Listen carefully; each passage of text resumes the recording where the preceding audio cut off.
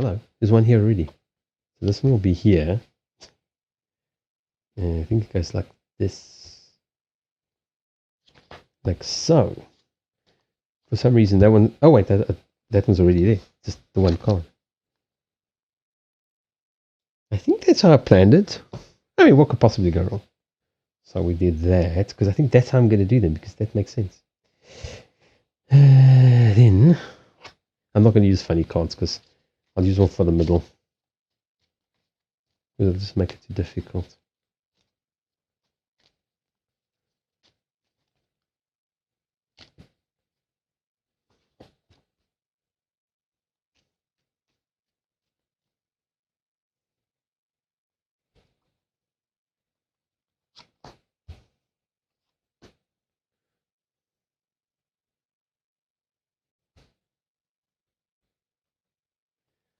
Hey, Ninja. How are you doing? Let's get a Harry Potted for the center.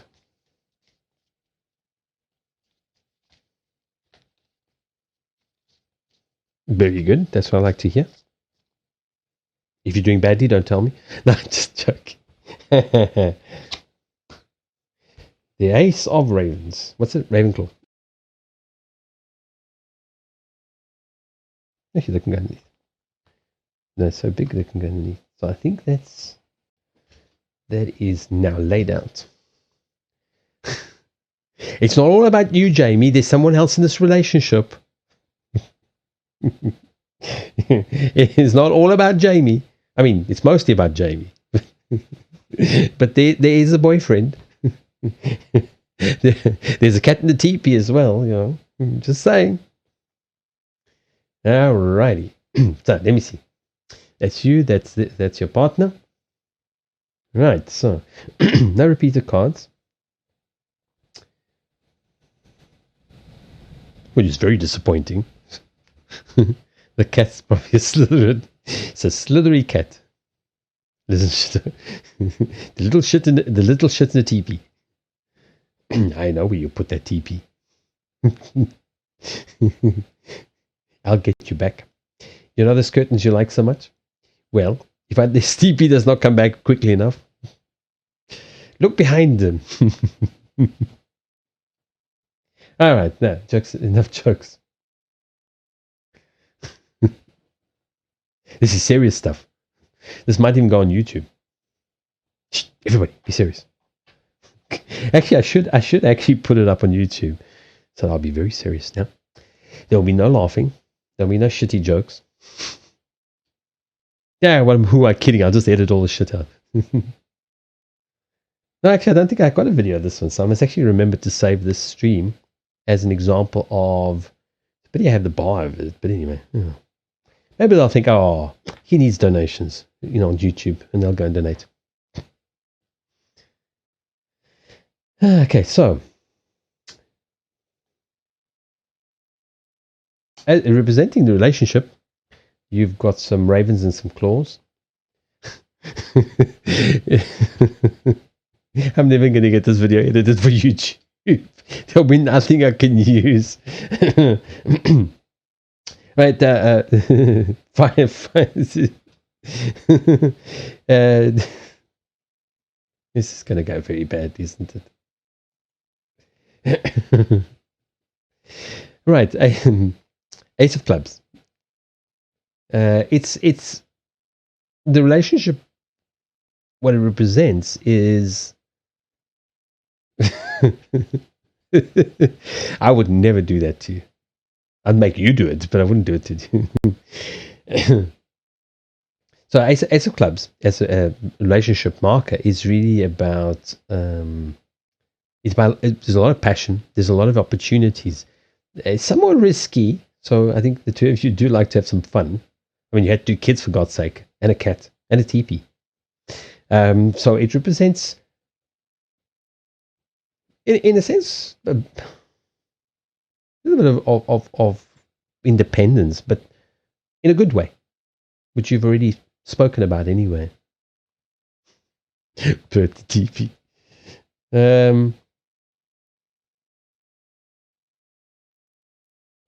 So I don't know. I feel like you could probably even work together at some point, have some sort of like business or something that you guys do together outside of just living together. Yeah, that's what I'm thinking. As a business, it's kind of a business goals orientated uh, card. So it's I don't think it. I think it could it could potentially work quite well. Representing you is the five diamonds. So I'll probably say, like I think where he is, I think spiritually, maybe he doesn't realize it. Somebody should tell him. Somebody should tell the man. Maybe that's why he's hanging around the crystal shop. He's got 7 diamonds there, so spiritually speaking, that is clairvoyance, divination, all sorts of spiritual stuff. For you got the 5, so for you, there's a fluctuation. There's the feeling of, in a sense of almost like a spiritual, like restlessness, like or a lack of spirituality, the feeling of that, which I think he helps to bring that into the equation, even if he doesn't actually really realize it yet. Like where you bring in more change and instability, he brings in more like steadiness, more. Right, let's have a look at this. Will you He's like more. Let's have a look at this. Let's see what we've achieved, where we're going, what we're doing. No, you can't use my credit card. No, I'm just joking. But it's definitely with a 7. I think that is quite a. I definitely think he might consider looking at more spiritual type of stuff, because if he knows of the shop and all of that, he might already be having a pull that he just kind of just ignoring, because it's not a very masculine thing. It's just women running around with cards, telling people's fortunes. So he may want to think about pursuing something, or doing something like a Reiki course or something of that nature. So okay, that's your past relationships have been pretty abundant. Kind of a feeling of, I don't know, just kind of like they weren't challenging. They weren't plagued with like a lot of insecurities and fluctuations and things. They were just like, they were good relationships. They were full of abundance and financial security type of relationships. He had a lot of secure emotional relationships. That's an interesting security, just on a different side. Maybe even possibly even a bit of boredom. Overly stable. Your karmic lesson, okay, in this lifetime, is to start anew on a spiritual level. So it in a sense, it's almost like a role reversal, like from where he came from to where he's now. His karmic connection is, in a sense, I would say, to let go of religion. He's got 2 7s. 7s are all the spiritual cards. Okay? Possibly to let go of religion and to have the power to dream, to have the power to pursue. I would assume this is probably like a kind of a karmic leftover, like a hangover, where he's still fulfilling, he's still pursuing that goal. Because when you evolve, you don't come back to become an ogre. You may start out that way, but you continue on building on your evolution from your previous lives. So that will make sense. But I think in this lifetime, he might be held back by religion. Or just simply, if it's not religion, it's just simply, it's all just mumbo jumbo, fairy tale bullshit. Not going to worry about that. Where sometimes you need a little bit of that faith and that fantasy and that the